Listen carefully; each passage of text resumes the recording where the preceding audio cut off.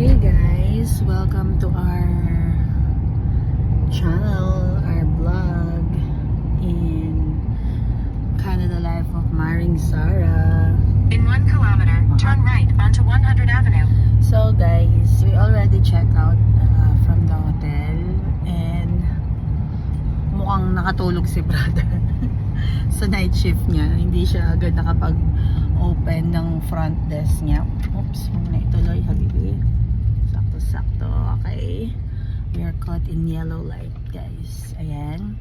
Say hi, dear. Hello. Siya ay camera yan eh. Yung asawa ko.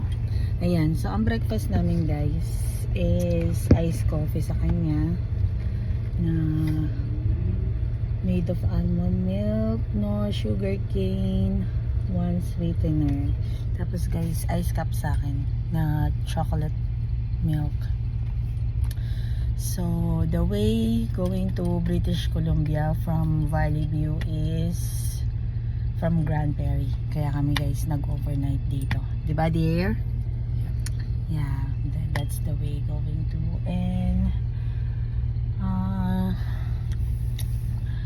this is our first time going to BC guys. So, let's keep ourselves excited and positive. Actually, ito guys, short, short long drive.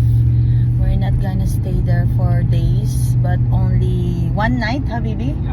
Only one night, because he has still classes to attend on his online course. Go past this light, then at the next one, turn right. Though our vacation is still until May 22nd of June, for him is 23rd. So yeah, we At the won't light, turn right maximize onto 100 all the Avenue. long drives until that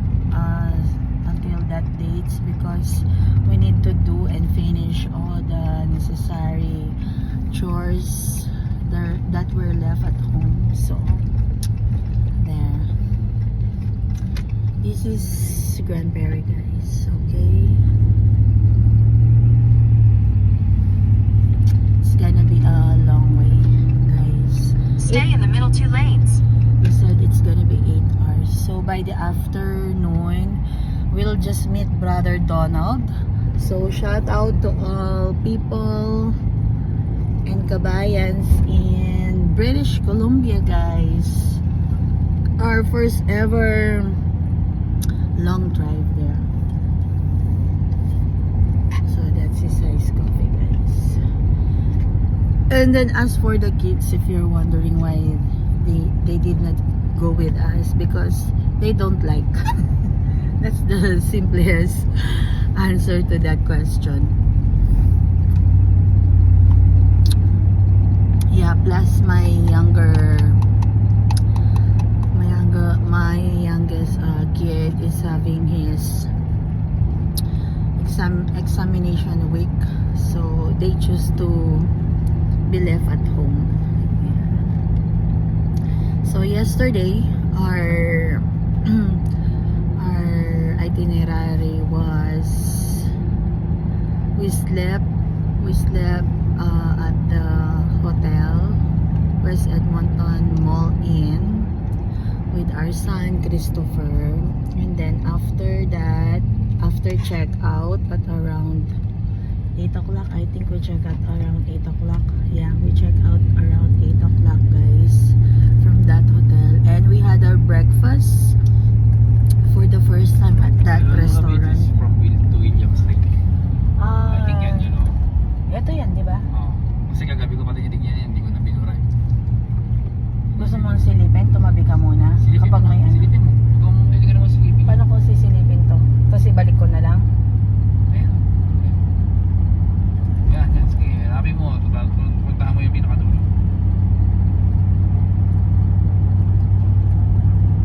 Tanggalin mo muna kasi yung ano. Ah, ayan. Oo. Williams Okay, Lake. okay. Good. Yeah. So yan guys, my husband wanted me to double check if that program way in his phone is going really to Williams Lake guys. So and then to continue what happened yesterday. Yeah, we drove back here going to Grand Prairie because we need to finish a certain document. Yeah, so we just drop off the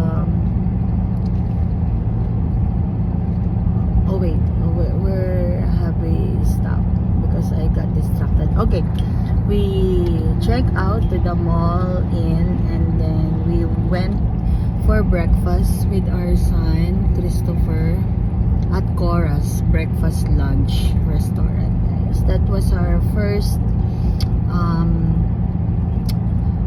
experience at that restaurant, guys. The foods are great with quality, but my breakfast was only smoothie, mango something like that, mango peach, I think mango peach smoothie. It's good. And then my husband had a breakfast plate with all sorts of bacon, potatoes, ham, eggs. What else in your plate yesterday? Can't remember. Pancake. And then for Christopher, a plate full of fruits. That's it. So the leftover from that breakfast, we take out. Then I ate it here at our hotel here in Grand Prairie, guys. Silver Crescent. And then after that, we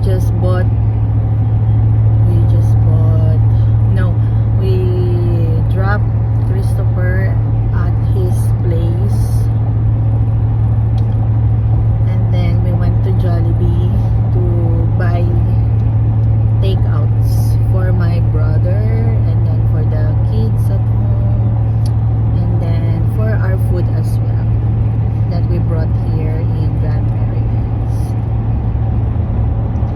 And then what else, guys? And then after that, we spent our night here in Grand Prairie. And we checked in at around 4:30. So we had a good rest. The hotel should be 10/10. But since the brother front desk fell asleep, so my husband said, now my rating is 5/10. Right, Habibi? So it's a budgeted hotel, guys. It's a budgeted hotel. And for all the budgeted hotel that we slept in, is that one is really nice. It's cute, it's comfy, the bed is not hard, yeah, and then the place is clean. And what else? The comment there is just they don't have a coffee right there. They don't have a coffee, guys, for the guests. No free breakfast. Maybe it depends there on the room that we book. Because it's just 95.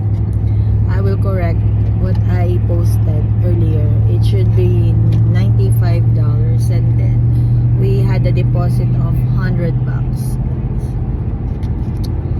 And then we slept and then just woke up today, guys. Yes, we just did a half shower, guys. So we're gonna shower there at Brother Donald's house when we reach British Columbia, guys. So let me show you the way. Pumasok ba tayo sa Beaver Lodge? Hindi, no? It's another way. It's another road. Yeah, there, guys. So excuse Dawson Creek. Dawson Creek. Oh, we gonna pass Dawson Creek. So guys, my husband is telling me we're gonna pass Dawson Creek. I thought before when we're not yet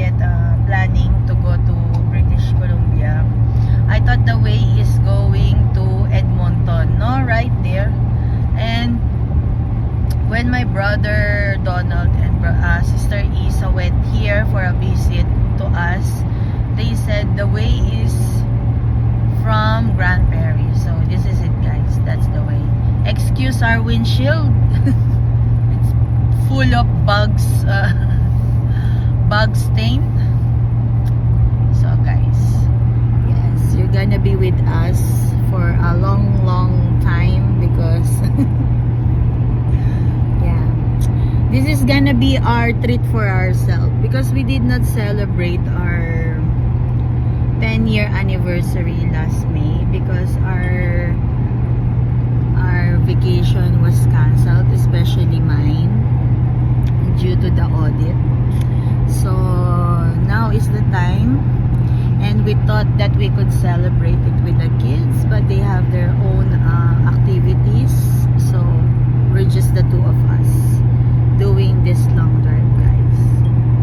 Ayun, guys. So sa mga kabayan natin dyan, see at British Columbia, sana hindi sila suplado, guys. Suplado. Yes. I don't know if we're gonna see a lot of tourist spots there because it's just only one day, guys. So let's see. And then what else? So it's 8 hours. We left at 8 o'clock. 8, 9, 10, 11, 12, 1, 2, 3, 4. So around 4 o'clock, guys, we're gonna reach there. If it depends on our stopover, guys, how long we gonna stop for a bit. See, guys, it's a moving house. A big one. Okay. So that's a way. Nice. It's a road. And by the way, guys, we already used the mount. The mount that I bought in TikTok, guys. So okay, that's it for now, guys. I'll see you in a bit. We'll see you in a bit, and we'll just enjoy the ride. I think I'm gonna do live later at TikTok. So for those who haven't yet subscribed to our channel, guys, please click like and subscribe and share it, guys. To those are here in Canada already and who hadn't been to British Columbia yet, you can check on our videos, guys. And to our subscribers, thank you so much. We're at 38 now. 38 head count, guys. Thank you. Let's continue to grow.